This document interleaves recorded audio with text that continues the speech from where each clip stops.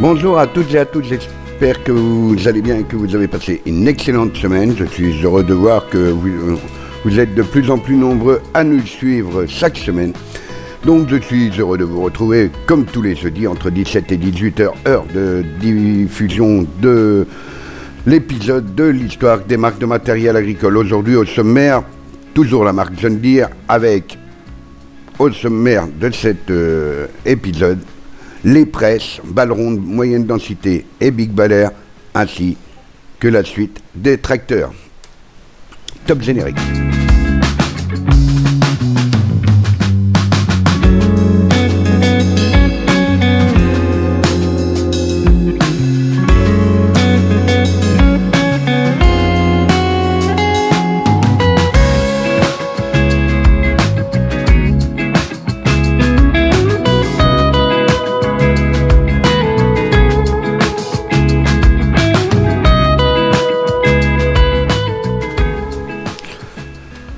Et oui, comme je vous le disais au sommaire, cette semaine, on va parler des presses John Deere et aussi des tracteurs, enfin la suite des tracteurs avant la semaine prochaine qui sera la fin de toute cette série de tracteurs John Deere. Bien entendu, la semaine dernière, on a parlé des ensileuses, mais j'ai oublié de vous parler un petit peu des ensileuses traînées qui fut une grande époque dans l'histoire du développement du matériel de récolte, principalement de maïs et d'herbes.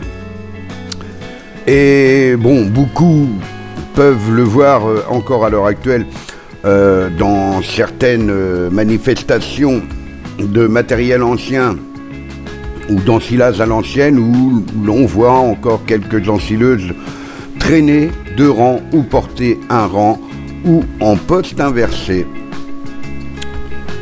soit en bec convergent ou en bec rotatif. John Deere bien sûr n'est pas exclu, parce que John Deere lui aussi avait sa gamme d'ensileuses traînées en deux rangs, et avec pas de grandes innovations, on pouvait prendre une Holland ou une John Deere ou une Classe, elles avaient à peu près tout le même type et la même configuration pour ce qui était des ensileuses traînées de rang. Voilà. Et aussi, je voudrais remercier en même temps certains abonnés qui ont réagi par leurs commentaires, qui font très plaisir, il faut le reconnaître, et qui ont grandi, tout comme moi, dans ces époques où l'on a commencé à ensiler avec des ensileuses soit portées un rang ou traînées deux rangs. J'ai mis quelques photos. Les caractéristiques techniques de ces machines sont pas mis à part le bec convergent en deux rangs, que c'était des machines traînées.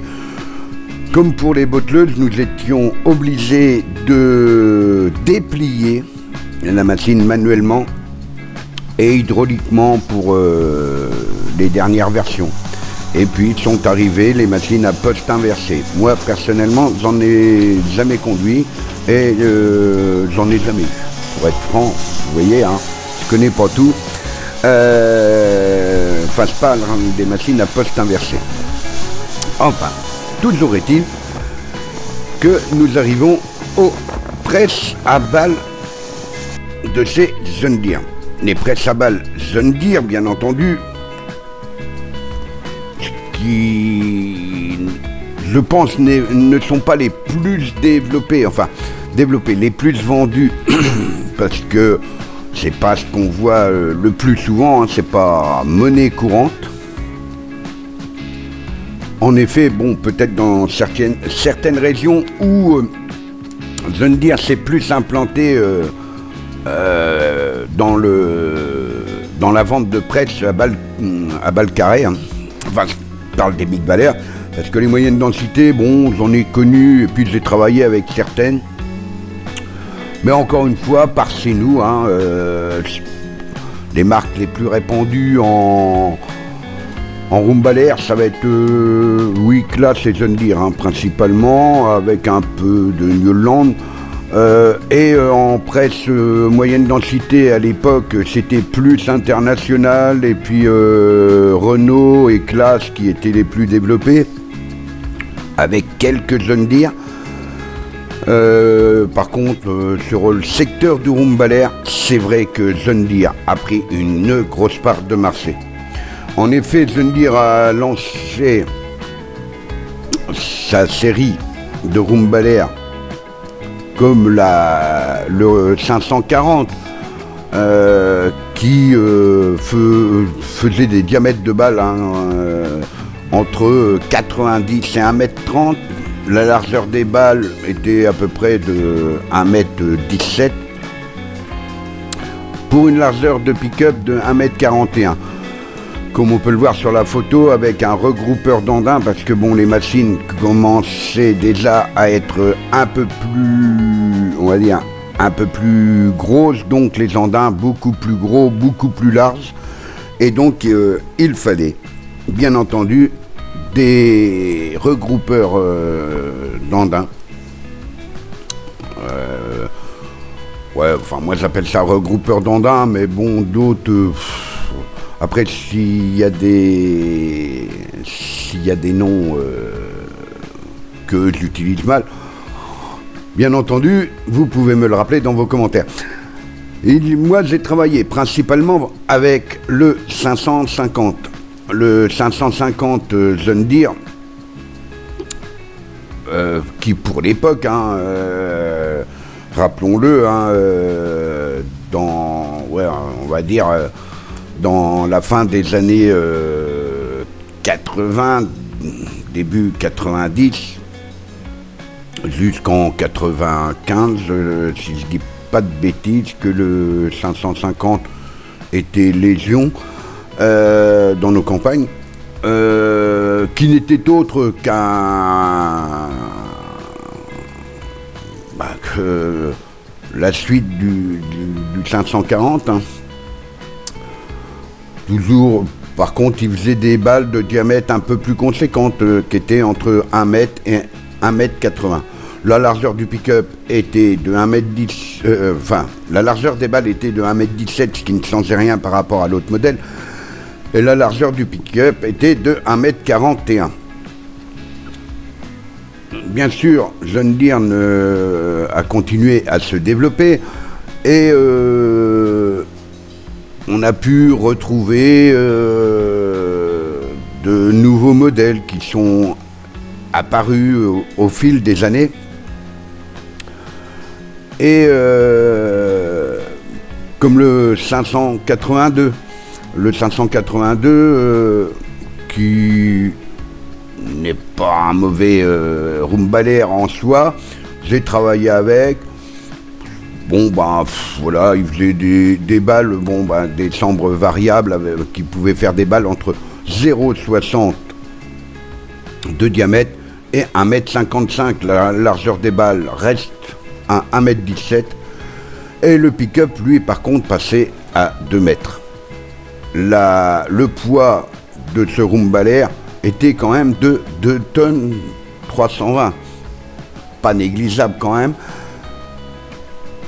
Pour dire que John Deere est quand même, pour moi, une référence dans le Rumbalair, parce que le Rumbalair John Deere, lui, j'ai souvent travaillé avec, et franchement, c'est...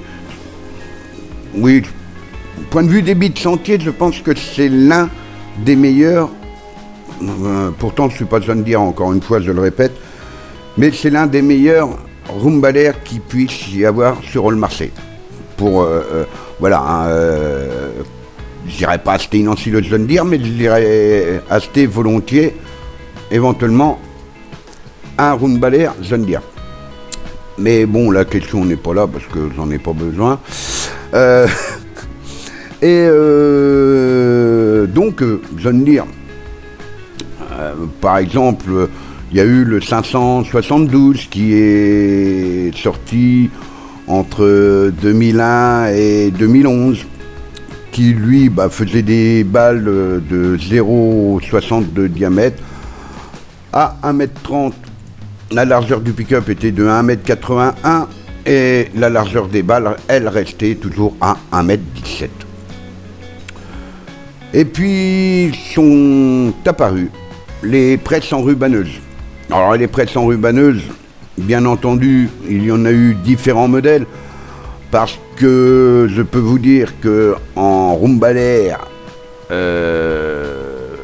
et bien entendu en Rumbalair et en presse enrubaneuse, donc à dire en combiné, il y a eu, oui, à peu près pas loin de 80 modèles, même plus de 80 modèles. C'est pour vous dire, bon, après, si vous voulez qu'on développe les modèles John Deere de Rumbalair, ça pourrait être fait dans une vidéo, dans une prochaine vidéo, mais bon, j'ai à peu près tout trouvé, mais par exemple, on pouvait voir la 744 Maxi Cut combinée qui fut commercialisée entre 2010 et 2013, qui n'est autre qu'un Kuhn, parce que n'oublions pas que John Deere a passé un accord avec Kuhn qui fabrique leur presse. Donc les diamètres de balles étaient de 1,25 m à 1,35 m. La largeur des balles restait à 1,17 m et le pick-up était de 2 mètres. Par contre, le poids, évidemment, vous vous doutez bien, n'est plus le même. La machine pèse 4 tonnes 840. C'est pareil, je pense que, bon, je veux dire, de ce côté-là, n'a rien à envier à la concurrence. Ils ont une bonne place, même si, bon, moi, par chez nous, j'en ai connu qu'une. C'était un petit entrepreneur qui en avait une.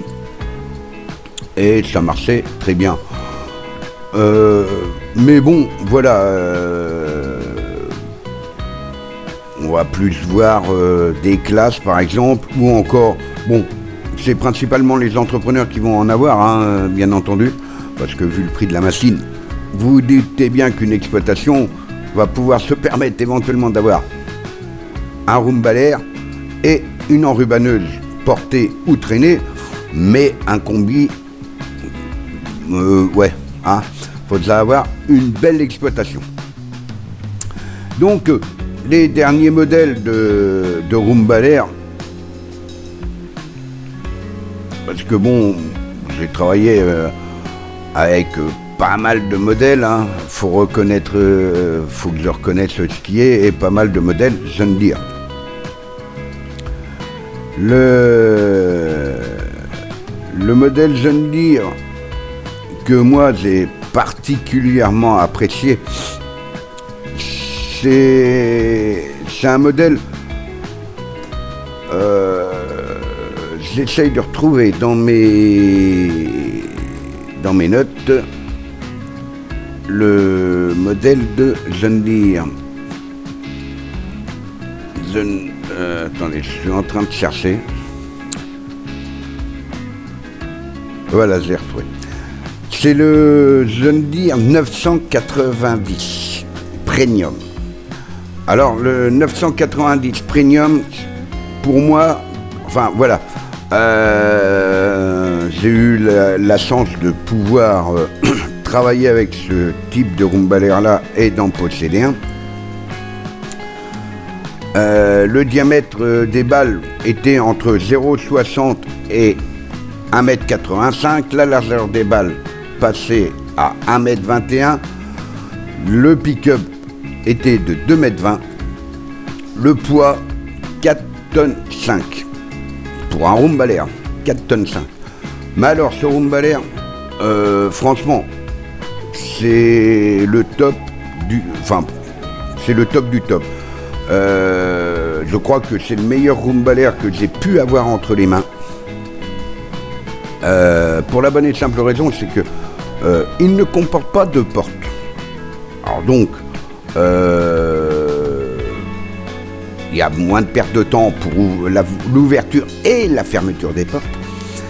Vu que c'est un système escamotable, on va dire, de toile, un liage filet, enfin parce que j'ai pas eu un liage ficelle. D'ailleurs, je sais même pas s'il était possible de mettre de la ficelle, je crois pas. Enfin, je l'ai jamais essayé. Avec un système de freinage pneumatique et franchement la vitesse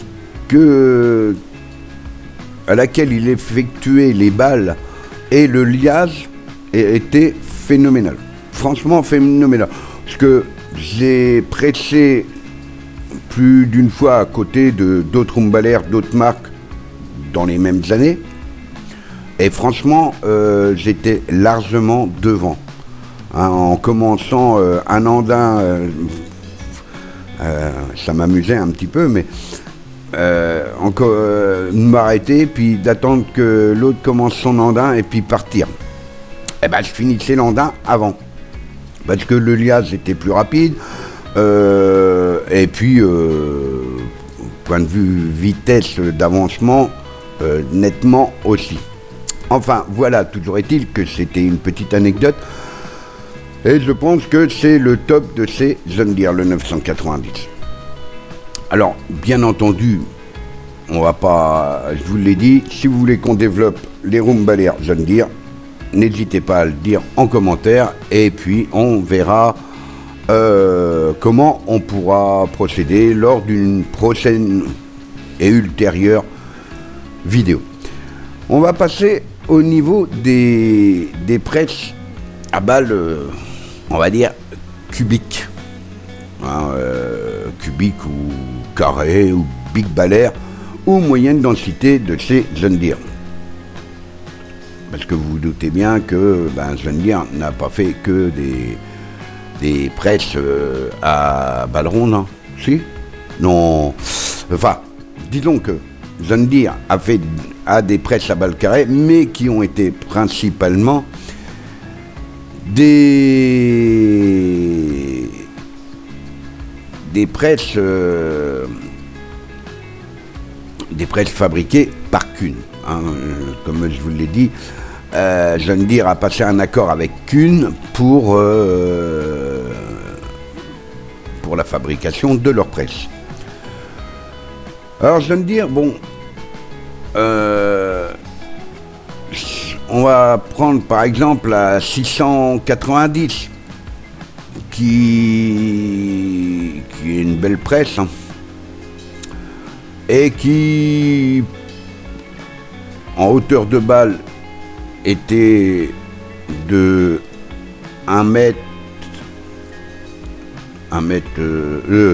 80 cm, excusez-moi, avec une largeur de balle de 1,20 m et une hauteur de... la hauteur était de... Je vais pas y arriver avec mes notes, c'est quand même incroyable ça.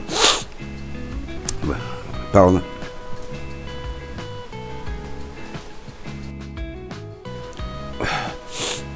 Alors, excusez-moi, j'ai dû choper un peu la crève, mais bon, toujours est-il que la longueur des balles, je vais y arriver parce que était entre... On pouvait faire des balles de 1 mètre, voire 90 cm, mais bon, ouais, pas trop la nécessité de faire des petites balles, jusqu'à 2,50 m. La largeur des balles était de 1,20 m et la hauteur des balles était de 80 cm. La largeur du pick-up, lui, était de 2 mètres.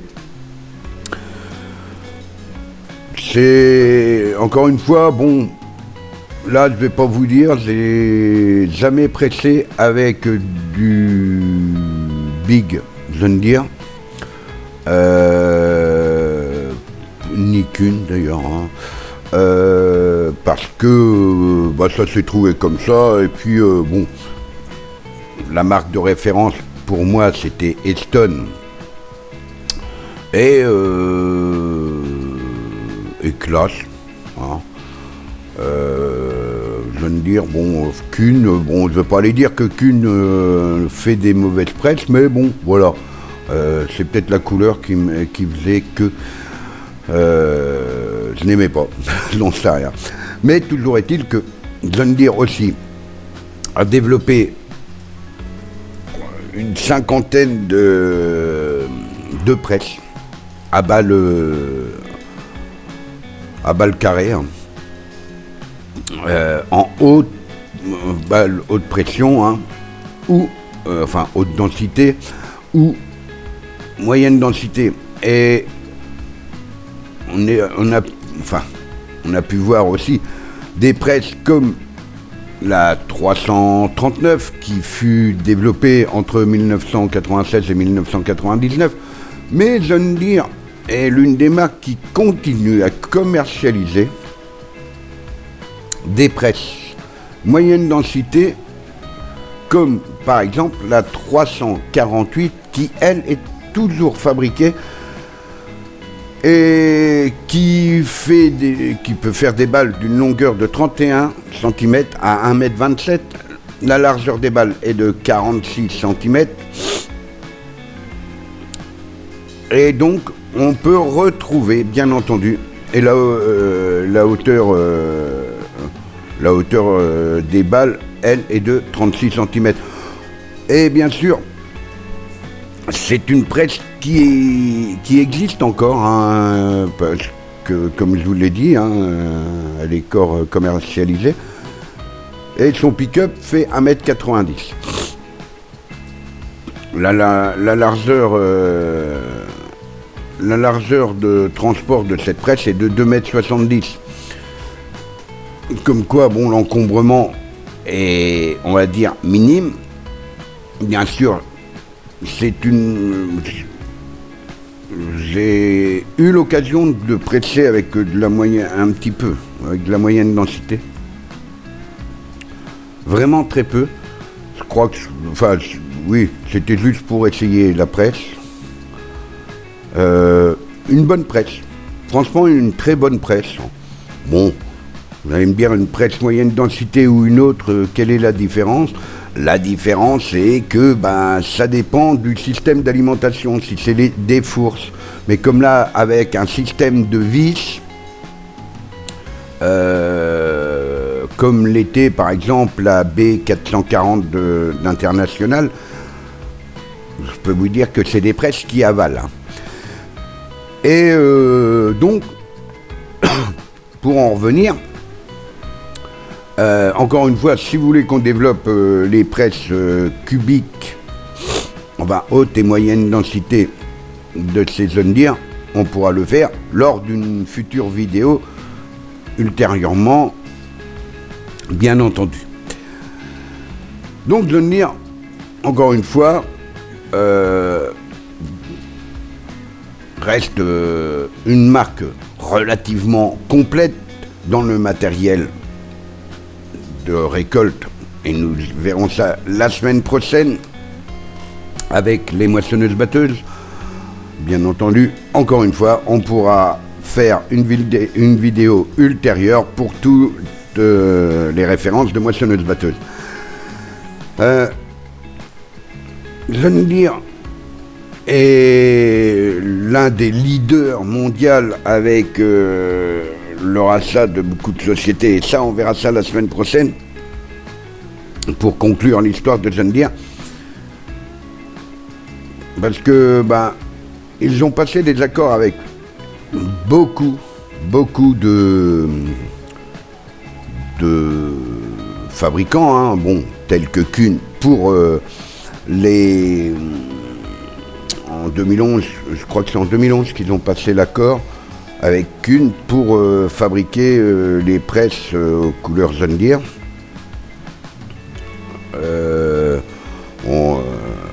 Vous avez la 1533 par exemple, qui fut fabriquée entre 2014 et 2019. Et il y a eu aussi, bien entendu, des multicut, c'est-à-dire un système de couteaux escamotables, comme on a pu trouver sur des des Rumbalaires, et qui étaient déjà des belles presses pour l'époque, parce que on remonte quand même dans les années fin 80, on va dire milieu 90 jusqu'à début 2000, quoi. Et je vous dis, j'ai dû choper la crève. Mais bon, toujours est-il que, voilà, John Deere, c'est la marque, je pense, à ma connaissance, qui est la plus développée dans le matériel de récolte, de fenaison, de semis, de travail du sol et de technologie. Mais bon, aussi bien dans l'espace vert que dans le matériel forestier, que dans le matériel de terrassement, que dans le matériel agricole. Et la technique, les techniques, à dire, informatisées agricoles. Décidément, ça va être dur aujourd'hui. En effet, pour les tracteurs, nous nous étions arrêtés la semaine dernière au... franchement, ça va pas être évident. 75,05, excusez-moi. En effet, comme l'a fait remarquer Olivier, que effectivement, il comportait quelques erreurs. Ce n'est pas de la faute, enfin c'est de ma faute, c'est que je note en fonction de mes recherches et malheureusement il m'arrive par exemple de mettre 40 chevaux au lieu de 140 ou de mettre 140 chevaux, pourquoi j'ai mis un 1 devant le 40 ou... Enfin voilà. Alors merci Olivier de m'avoir un petit peu rappelé à l'ordre. Vous pouvez retrouver d'ailleurs dans mes commentaires le commentaire d'Olivier qui a rectifié quelque peu certains modèles. Donc nous allons continuer avec le modèle 6210 de chez John Deere qui fut commercialisé entre 1999 et 2002 et qui lui développait 91 chevaux. Il fut fabriqué à Mannheim, Baden-Württemberg, en Allemagne. Il était équipé d'un moteur John Deere 4,5 litres 2 cylindrés. Le 6310, commercialisé entre 1999 et 2002, qui développait 100 chevaux et qui était fabriqué lui aussi en Allemagne. Le 6410, on continue dans la même lignée, construit entre les mêmes années et qui développait 105 chevaux et toujours lui aussi fabriqué en Allemagne. Le 7510, lui fabriqué dans l'Iowa entre 1999 et 2002 et qui développait 137 chevaux.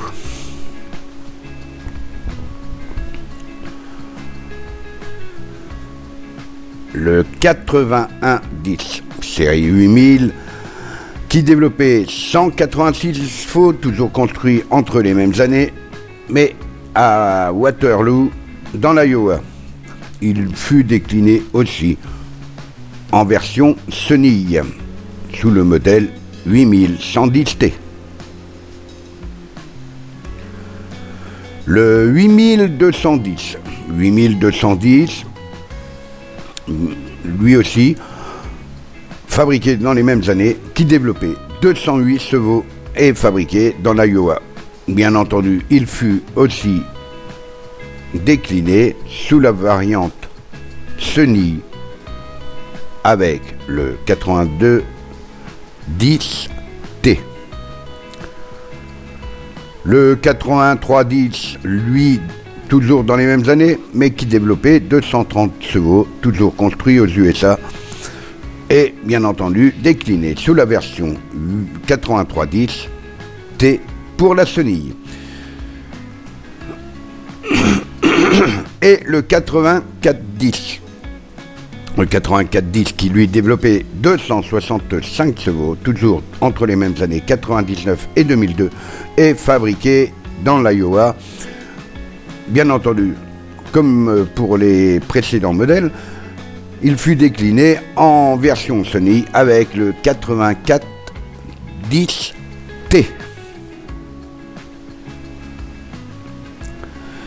Et le 4006. Le 4006 John Deere, construit entre 1999 et 2003, qui développait 44 chevaux et qui n'était autre qu'un Yanmar aux couleurs John Deere.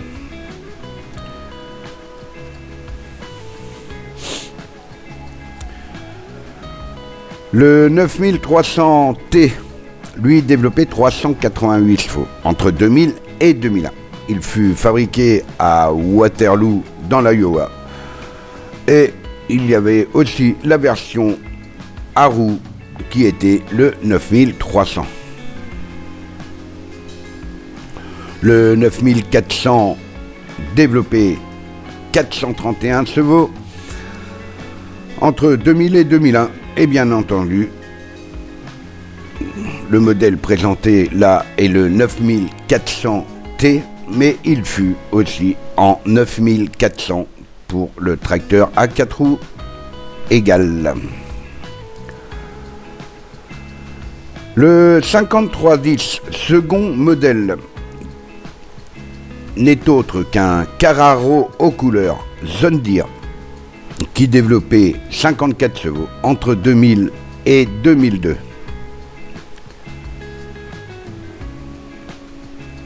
Le 5410, toujours un modèle Carraro aux couleurs John Deere, qui développait 73 chevaux entre 2000 et 2002. Il fut soit décliné en 2 roues motrices ou en 4 roues motrices, bien comme on peut le voir sur la photo. Le 5510 second modèle, toujours un Carraro aux couleurs John Deere, distribué par John Deere, qui fut aussi décliné dans une version de roues motrices et qui développait 81 chevaux entre 2000 et 2002. Le 4700, lui, développait 49 chevaux et n'était autre qu'un Yanmar fabriqué par John Deere entre 2000 et 2003. Le 790, toujours un Yanmar, distribué par John Deere, qui développait 30 chevaux entre 2000 et 2007, qui était un tracteur, on va dire, compact utilitaire, quoi. Non, mais bon, j'ai connu des haras qui possédaient ces tracteurs-là. Un petit peu passe-partout, et puis en même temps, tout le monde pouvait s'en servir. Le 990, quant à lui, toujours un Yanmar, distribué par John Deere, fabriqué dans l'usine du Japon, développé 41 chevaux entre 2000 et 2006. Le 5105, fabriqué entre 2000 et 2007, développé lui 46 chevaux et été fabriqué à Augusta en Géorgie aux USA entre 2000 et 2007. décidément. Le 5205, lui, développé 54 chevaux, fabriqué dans la même usine entre les mêmes années.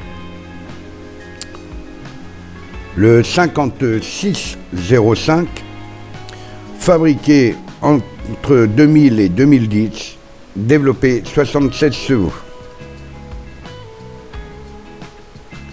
Le 5705, lui, fabriqué bien entendu par John Deere, développé 86 chevaux entre 2000 et 2010. Décidément, excusez-moi.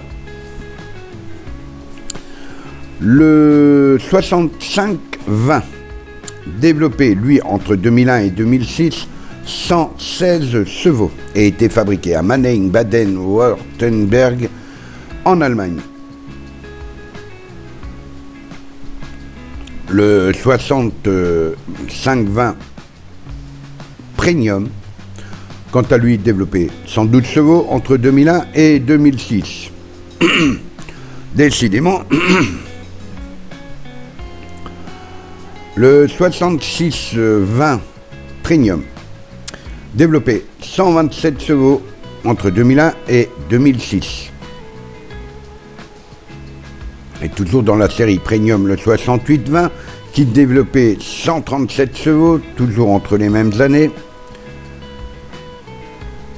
Le 6920 qui avait une puissance de 152 chevaux.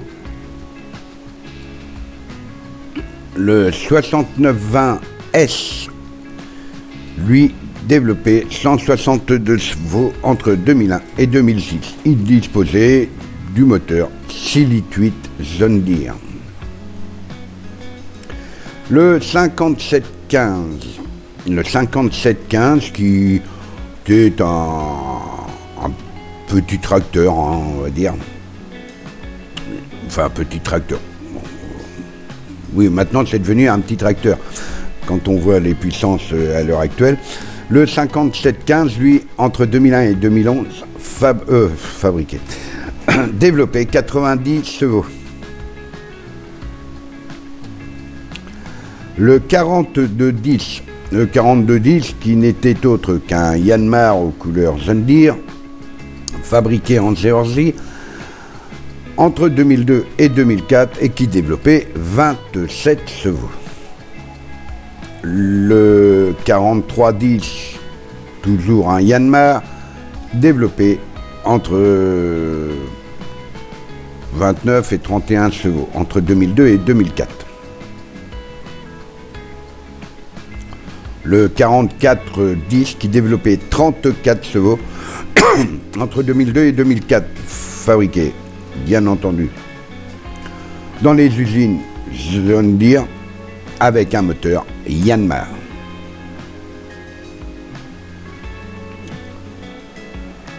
Le 5220 fabriqué à Augusta en Géorgie, développé 54 chevaux entre 2002 et 2004.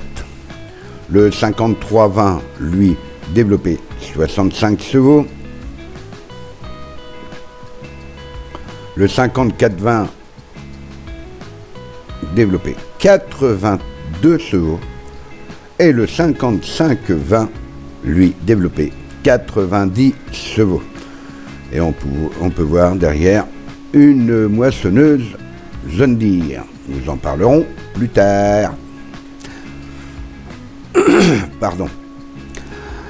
Le 8120, lui, développé 211 chevaux entre 2002 et 2005 et il fut aussi décliné en version Sony en 8120T.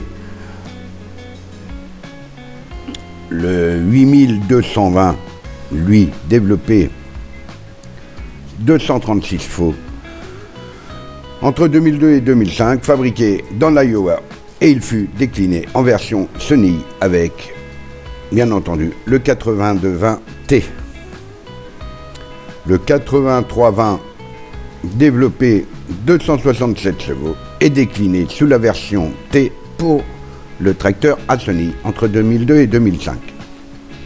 Le 84-20, qui n'est autre que la continuité de la série 8000, qui développait 288 chevaux et lui aussi, bien entendu, fabriqué dans l'Iowa sous la version T pour le tracteur à chenilles.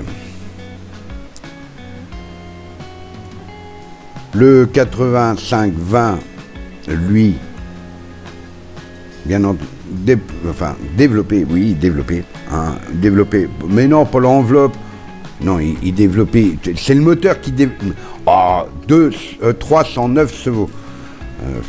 Bon, un peu de plaisanterie, ça fait pas de mal. Et toujours décliné sous la version T pour le tracteur à chenilles fabriqué à Waterloo, dans l'Iowa.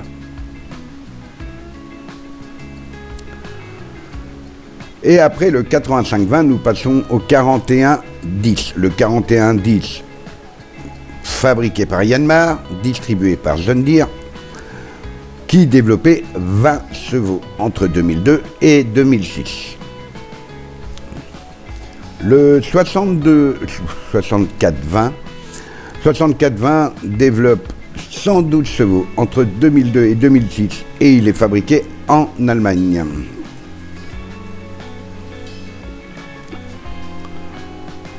Le 65-20L, quant à lui, toujours fabriqué en Allemagne, développé 106 chevaux entre 2002 et 2006.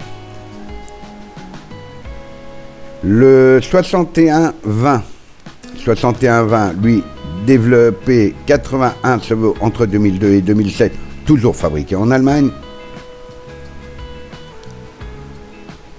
Le 62-20, pour rester dans la série des 6000 de ces années-là, entre 2002 et 2007, développé 91 chevaux et était fabriqué lui aussi en Allemagne. Le 63-20,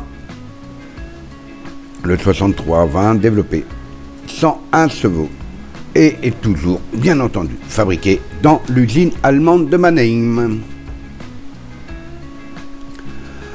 Et nous passons à la série 9000, le 9120, lui, développé entre 2002 et 2007, 284 chevaux, était à 4 roues égales et fabriqué à Waterloo, dans l'Iowa. Le 82-20, lui, développé 329 chevaux, toujours entre les mêmes années et la même usine de fabrication.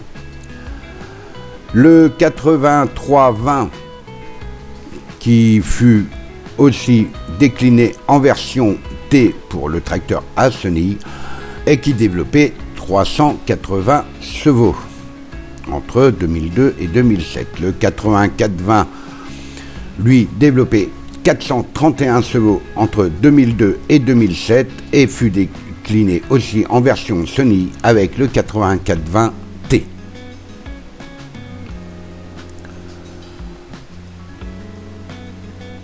Que serait la série 9000 sans le 95-20? Le 95-20, bien entendu, 456 chevaux et aussi, lui aussi décliné sous la version T avec le 95-20T. Le 64-03, lui développé 99 chevaux entre 2002 et 2008 et fut fabriqué à Saltillo, au Mexique. Le 6603, quant à lui, développé 111 chevaux entre 2002 et 2008 et lui, fabriqué lui aussi à Saltillo, au Mexique. Le 4115, lui, n'est autre qu'un Yanmar distribué par John Deere et développé 24 chevaux entre 2003 et 2004. Le 4510, lui aussi est un Yanmar qui développait 39 chevaux entre 2003 et 2004. Le 4610, toujours un Yanmar, développé 43 chevaux est le 4710. Toujours un Yanmar qui développait 47 chevaux entre 2003 et 2004. Mais là, fabriqué, enfin toujours un Yanmar, disons, c'est un John Deere, le fabricant est John Deere avec un moteur Yanmar fabriqué en Géorgie. Le 4010 second modèle. Là, le fabricant est bien Yanmar sous les couleurs du distributeur John Deere et qui développait 18 chevaux entre 2003 et 2005. Le 6215 lui développait 81 chevaux entre 2003 et 2007 et il était fabriqué en Allemagne. Le 6515 lui développait 117 chevaux entre 2003 et 2005. Le 2210 qui n'est autre qu'un Yanmar, mais enfin, qui n'est autre qu'un John Deere avec un moteur Yanmar et qui développait 23 chevaux, qui était principalement conçu pour l'espace vert. Le 7720 série 7000 développé 177 chevaux entre 2003 et 2006. Il était fabriqué dans l'Iowa. Le 7820 développé 195 chevaux. Le 7920, lui, développé 211 chevaux.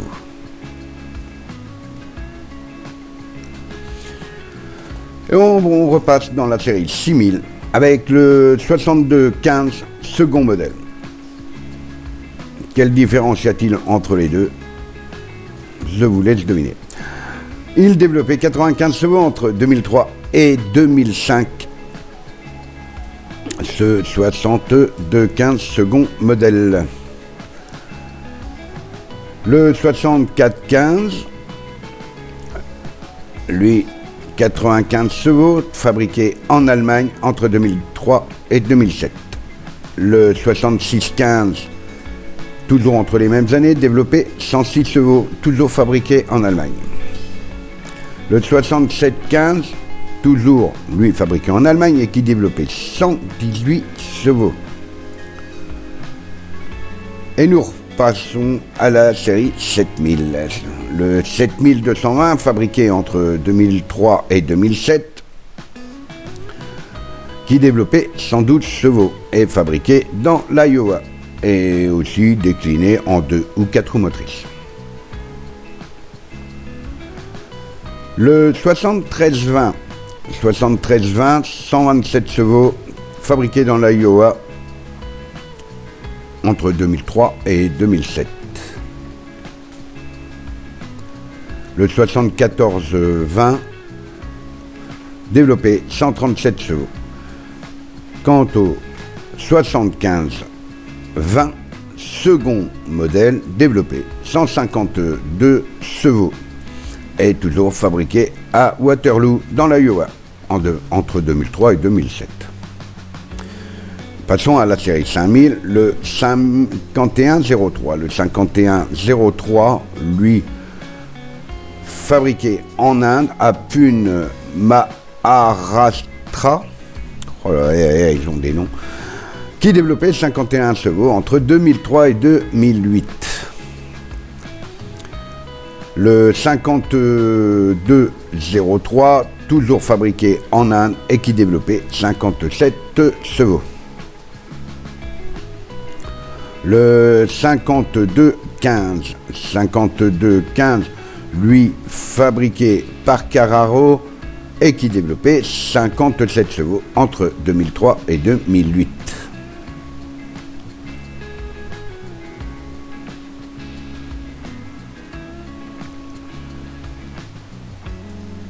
Je suis en train de me perdre dans mes notes, moi.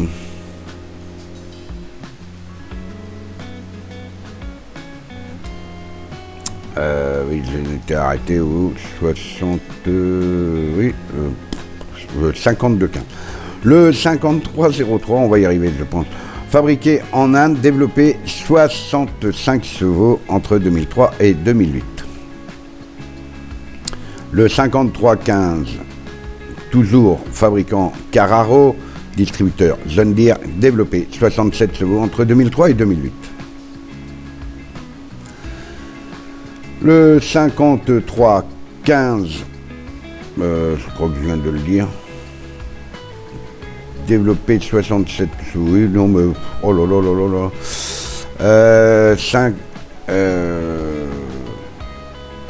54 15, je vais y arriver, je sais pas, qui développait 75 chevaux et qui était fabriqué par Carraro entre 2003 et 2008. Le 5515, toujours fabriqué par Carraro, décliné en 2 ou 4 roues motrices, en version étroite ou tracteur utilitaire, et qui développait 83 chevaux. Le 5620, fabriqué en Allemagne, développé 73 chevaux. Le 5720, lui, développé 81 chevaux. Le 5820, 89 chevaux.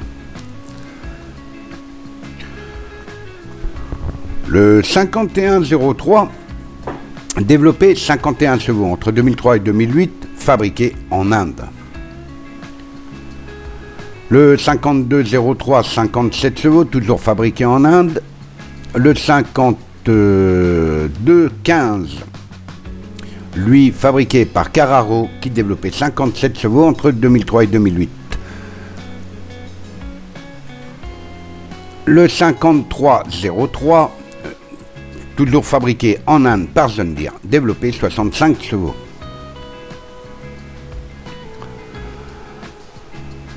Le 5315, fabriqué par Carraro, développé 67 chevaux. Le 5415, fabriqué par Carraro, développé 75 chevaux. Le 5515, lui, développé 83 chevaux. Et fabriqué par Carraro, bien entendu, entre 2003 et 2008. Le 5620, développé 73 chevaux et été fabriqué en Allemagne. Le 5720, fabriqué lui aussi en Allemagne, développé 81 chevaux.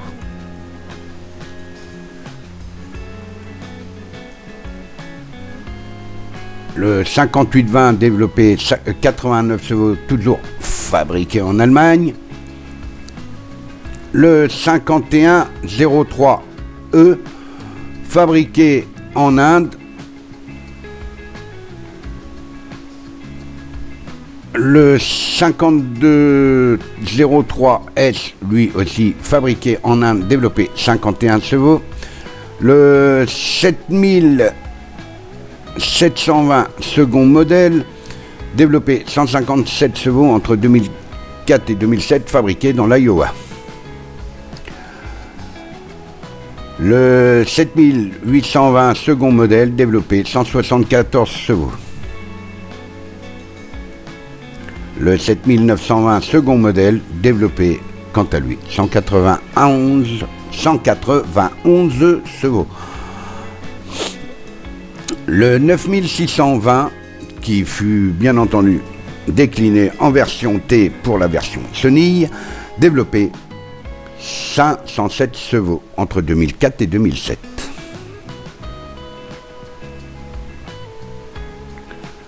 Le 4120, fabriqué en Géorgie, développé 44 chevaux. C'est un tracteur principalement pour lui, vous doutez bien, pour l'espace vert. Le 3120 second modèle, quant à lui, disposait d'un moteur Yanmar mais fabriqué par John Deere et développé 29 chevaux.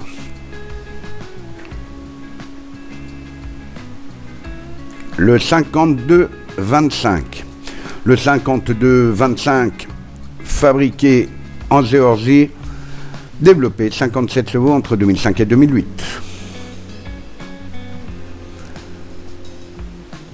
Le 64-15, second modèle, développé 109 chevaux entre 2005 et 2010. Le 66-15, 122 chevaux. Toujours bien entendu fabriqué par John Deere. Dans la série 7000, le 75-15, 7515, 142 chevaux fabriqués entre 2005 et 2010. Le 78-15, le 78-15 développé 205 chevaux et était fabriqué en Monténégro au Brésil.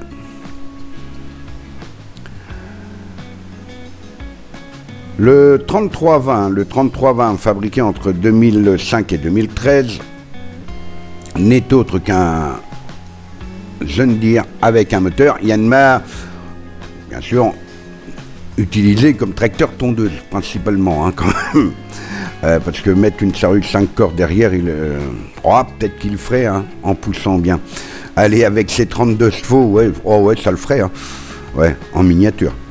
Bon, allez, trêve de plaisanterie.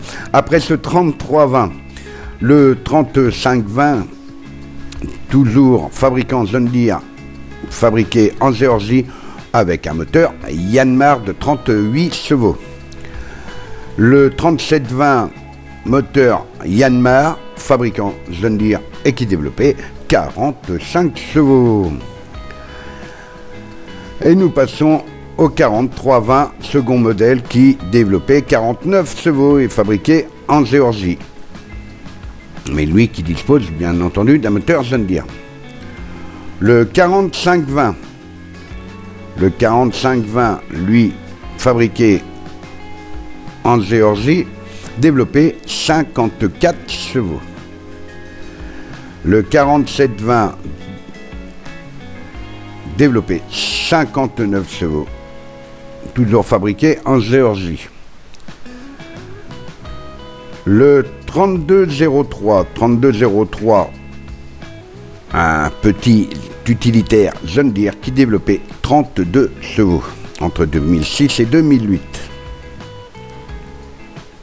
Le 6530, développé 122 chevaux entre 2006 et 2008. Le 6530 Premium, lui, développé 122 chevaux entre 2006 et 2008.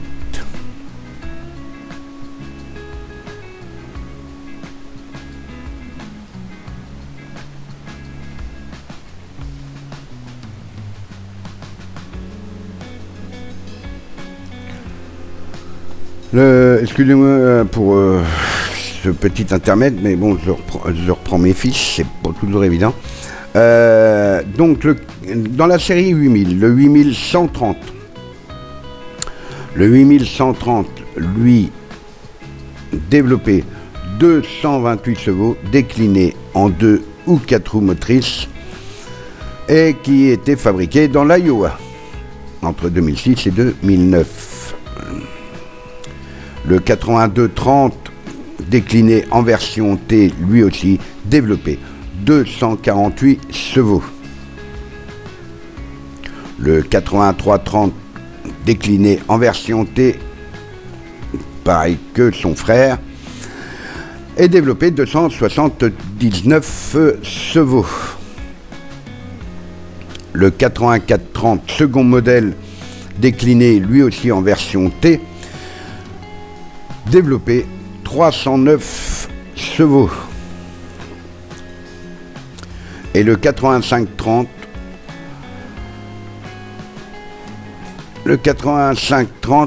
développé 335 chevaux entre 2006 et 2009 et fabriqué à Waterloo dans l'Iowa. Le 2305, qui n'est autre qu'un John Deere avec un moteur Yanmar qui développait 24 chevaux.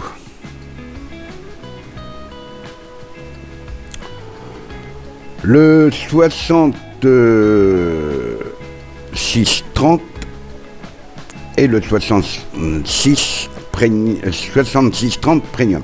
Le 6630 développé 132 chevaux entre 2006 et 2011.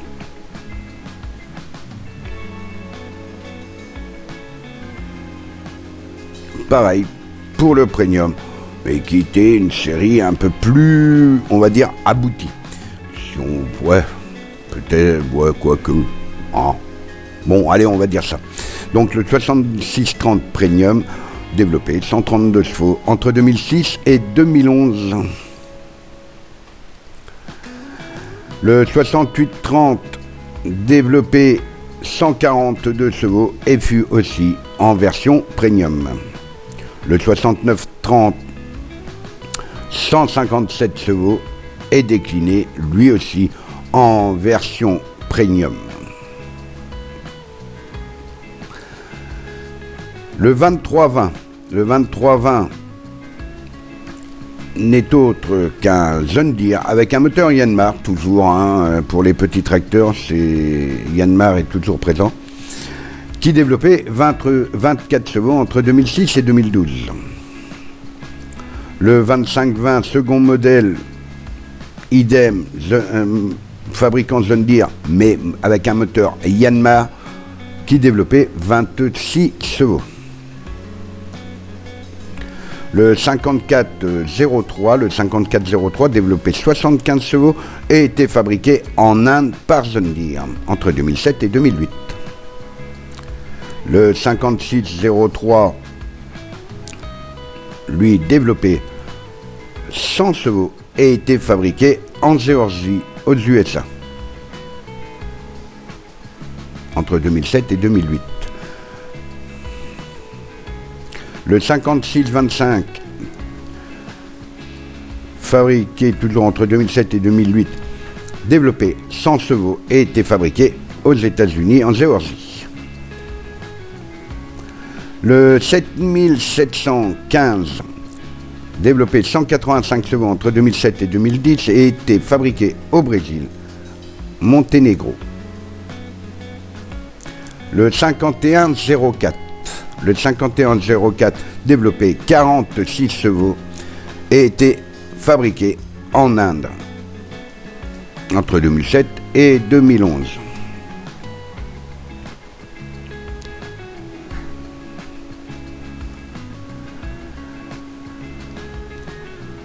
Le 5204, développé 51 chevaux et fabriqué en Inde. Le 7430 Premium, développé 168 chevaux et été fabriqué en Allemagne ainsi que dans l'usine de Waterloo dans l'Iowa. Pour ce 7430 Premium. Le 7530 Premium, lui aussi fabriqué dans les usines allemandes et américaines, et développé 182 chevaux entre 2007 et 2011. Le 7630, développé 157 chevaux, était fabriqué dans l'Iowa. Le 7730, pour rester dans la série 7000, développé 193 chevaux entre 2007 et 2011. Le 7830, développé 208 chevaux. Le 7930, lui, 223, culminé à 223 chevaux. La série 9000, le 9230 était le plus petit de la gamme avec 329 chevaux entre 2007 et 2011. Le 8330, entre les mêmes années, développé 380 chevaux et fabriqué dans l'Iowa. Le 8430, décliné lui aussi en version T, développé 431 chevaux. Le 8530 ainsi que le 8630 d'ailleurs, mais pour le 9530 qui fut décliné aussi en version T, développé 482 chevaux pour le 8530 et le 8630 qui fut décliné lui aussi en version T, développé 537 chevaux entre 2007 et 2011 et fabriqué dans l'Iowa. Le 6230, fabriqué entre 2007 et 2012, développé 95 chevaux, était fabriqué en Allemagne. Le 6330, 106 chevaux, et le 6430 était le plus gros avec ses 117 chevaux, toujours fabriqué en Allemagne.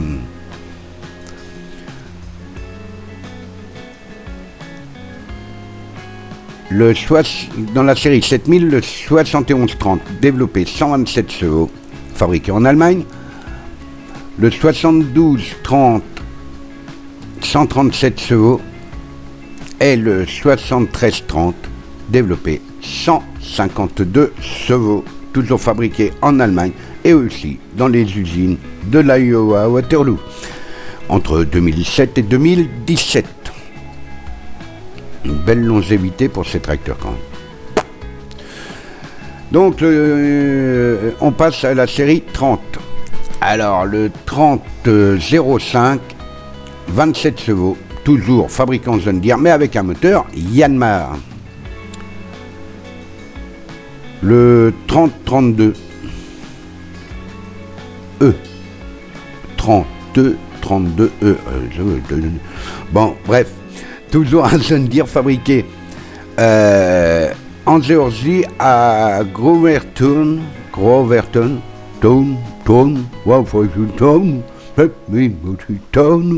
Bon, allez.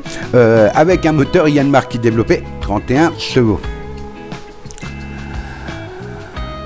Le 3038E développé 36 chevaux.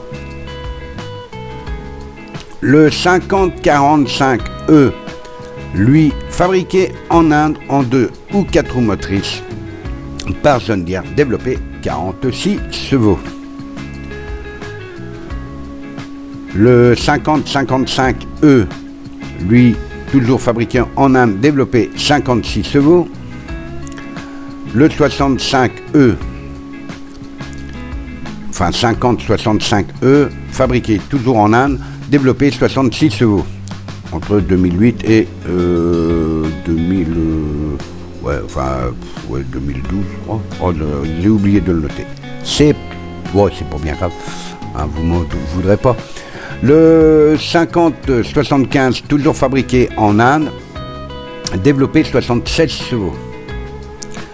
Le 5085M, lui, développé 86 chevaux. Mais fabriqué en Géorgie.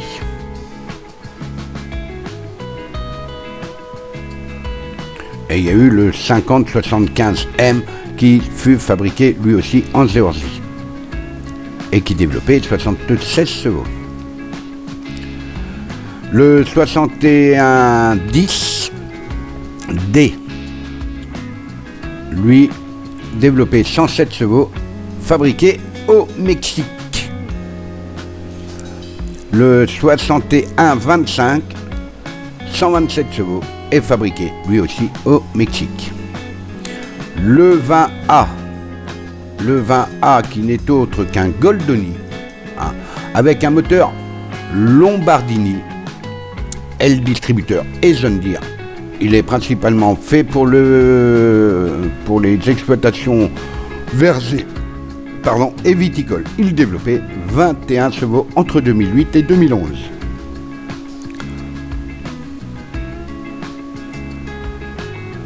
Le 76F, toujours un Goldoni, mais qui développait quand même 77 chevaux, et toujours plus pour les vergers et les exploitations viticoles. Le 85F, qui n'est autre que le grand frère, toujours un fabricant Goldoni en Italie. Le distributeur est John Deere, et il développait 84 chevaux, toujours pour les mêmes utilités vergers et viticoles, entre 2008 et 2011. Le 100F, toujours un Goldoni, fabriqué en Italie, toujours pour la même utilisation, verger et viticole, pour que John Deere soit présent sur tous les types d'exploitation, et qui développait 97 chevaux. Le 5095M, fabriqué en Géorgie, développé 87 chevaux entre 2008 et 2011.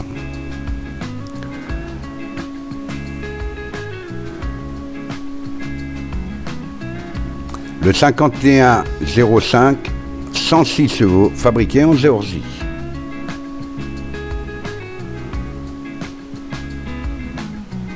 Le 2720, fabriqué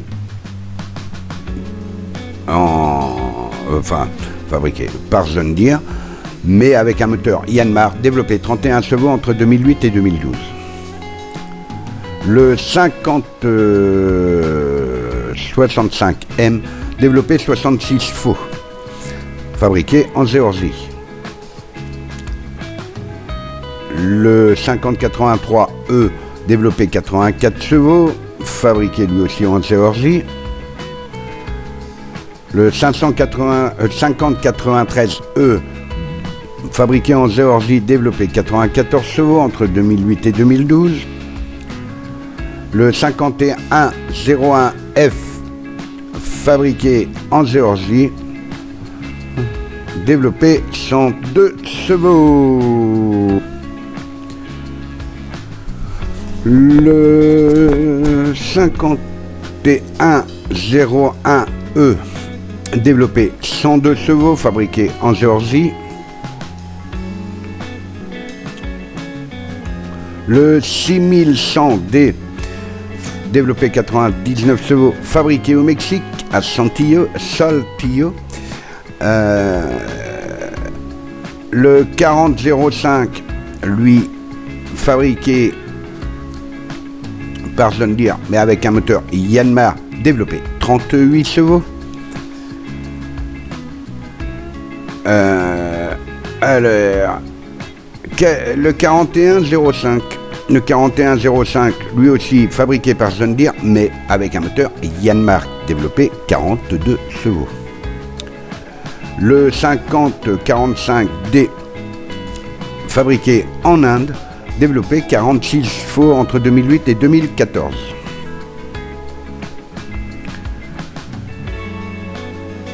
Le 5055, lui, développe 56 chevaux et est fabriqué en Inde. Le 6115D, fabriqué au Mexique, développé 121 chevaux entre 2008 et 2016. Le 6130D, fabriqué lui aussi au Mexique, développé 131 chevaux entre les mêmes années. Le 6140, vous vous doutez bien où il est fabriqué, au Mexique, est développé 139 chevaux entre 2008 et 2016.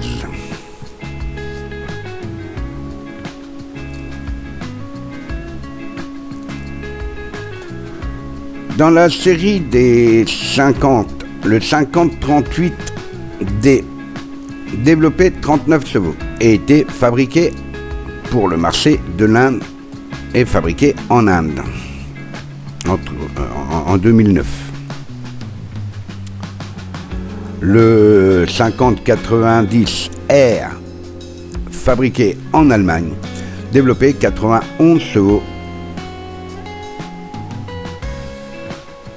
le 51 000, enfin ou 5100R plutôt, 101 chevaux, fabriqué en Allemagne, dans l'usine allemande, hein, bien entendu par John Deere. Sinon il aurait eu une autre couleur.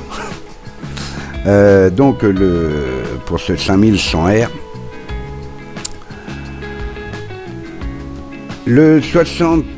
dans la série 7000, le 7425, le 7425 développé 140 chevaux et était fabriqué au Mexique.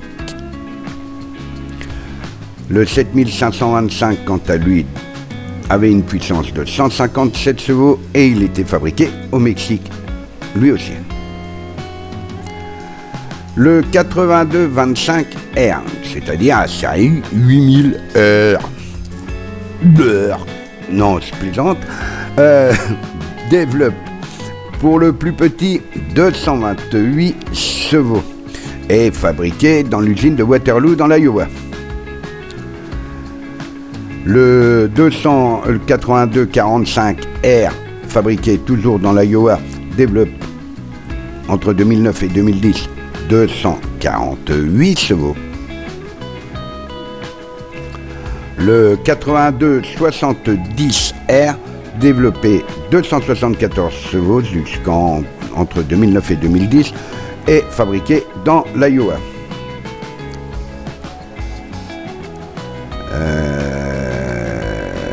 Le K8295, 299 chevaux. Le 8330R, 324 chevaux.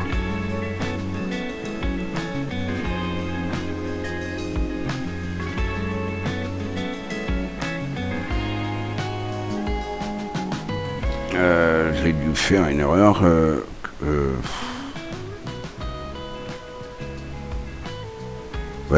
8320 fut décliné lui aussi en version T, comme il fut décliné en version roue avec le 8320R. Et là, c'était RT.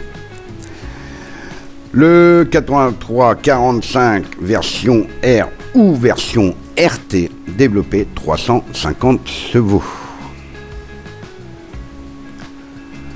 Et nous repassons à la série 6000 avec le 6534. Le 6534 ainsi que le 6534 Premium, développé 127 chevaux.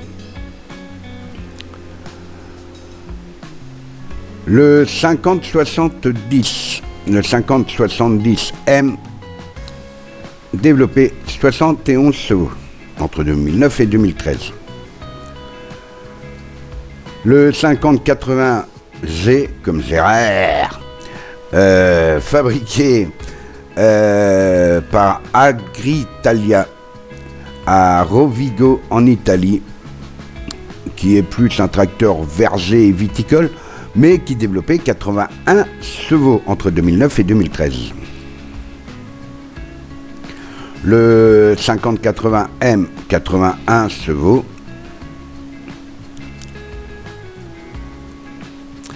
Le 5090, toujours fabriqué par Agritalia à Rovigo en Italie, qui développait 91 chevaux.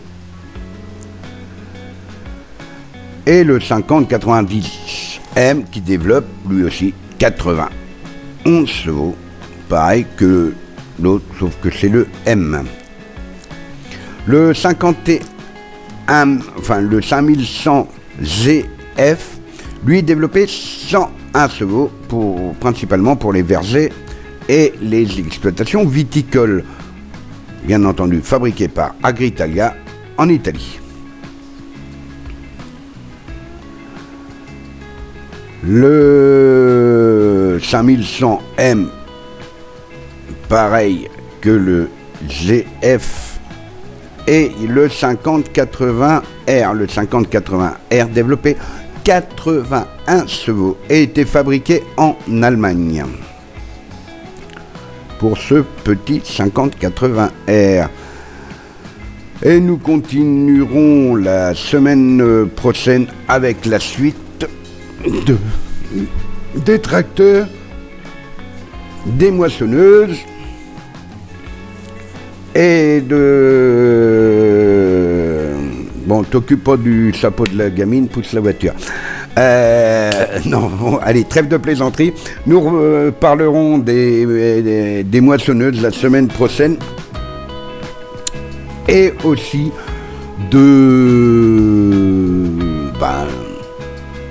des tracteurs jusqu'en 2000, jusqu'à aujourd'hui, hein, en partant de 2010 jusqu'à aujourd'hui. Il est quelle heure? Non, ça sera jusqu'à aujourd'hui, mais de la semaine prochaine. Ouais, donc nous serons jeudi, mais de la semaine prochaine. Ouais, bon, j'arrête de vous compliquer parce que vous allez avoir un mal de tête et puis ça va me coûter cher.